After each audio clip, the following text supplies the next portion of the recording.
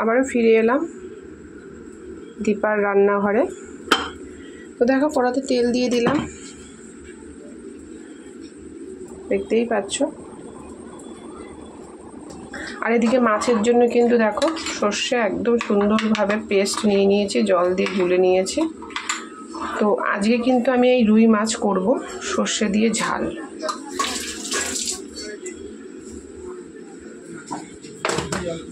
কারণ আমি ছেলে যেই মাছটা খাবো সেটা আমার বর খায় না, তো সেই মাছটা ঝাল হবে। তো সেই মাছটাও ঝাল হবে, তার জন্য একবারে বরের জন্য করছি ঝাল। চলো আমরা কী মাছ খাবো তোমাদের সাথে শেয়ার করি। আমরা খাবো এই যে এই মাছ, তো আজকে নামটা বলেই দিলাম, হচ্ছে ভোলা মাছ। আমি, ছেলে, শাশুড়ি আমরা খাই।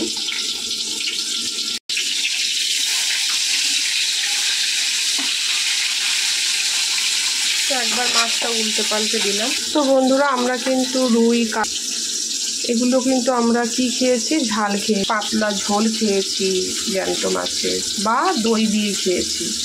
কিন্তু আজকে আমি করব হচ্ছে সর্ষে বাটা দিয়ে ঝাল। এই মাছ খায় সর্ষে বাটা দিয়ে ঝাল, কিন্তু রুই কাতলা মাছ আমি কিন্তু ফার্স্ট টাইম। তো দেখলাম চলো একটা এক্সপেরিমেন্ট করাই যাক, কেমন হয় দেখা যাক। তো এইদিকে কিন্তু আমাদের মাছটা নুন হলুদ মাখিয়ে নিলাম তোমাদের সাথে কথা বলতে বলতে। আর এইদিকে কিন্তু এই মাছটাও কিন্তু ভাজা হয়ে গেছে।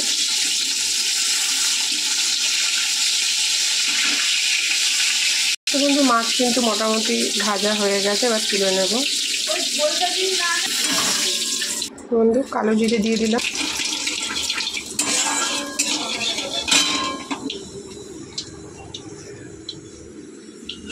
সামান্য লবণ, হচ্ছে হলুদ।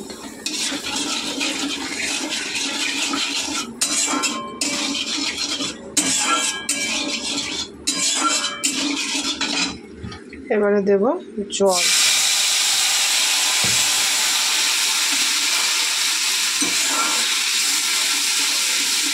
মাছ তার জন্য একটু মিষ্টি দিব। তো বন্ধু মাছগুলো দিয়ে দেবো।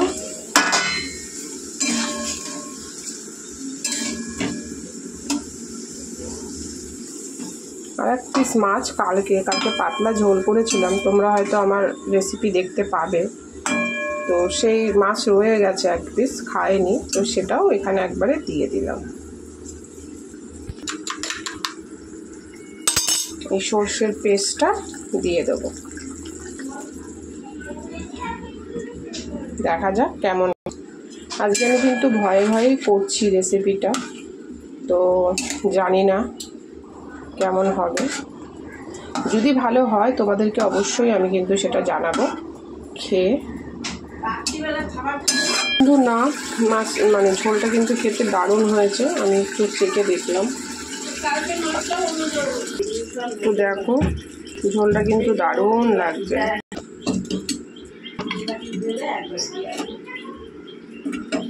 ওই কাচের বাটিটাও তো ওদের কালকে থোড় দিয়েছিল।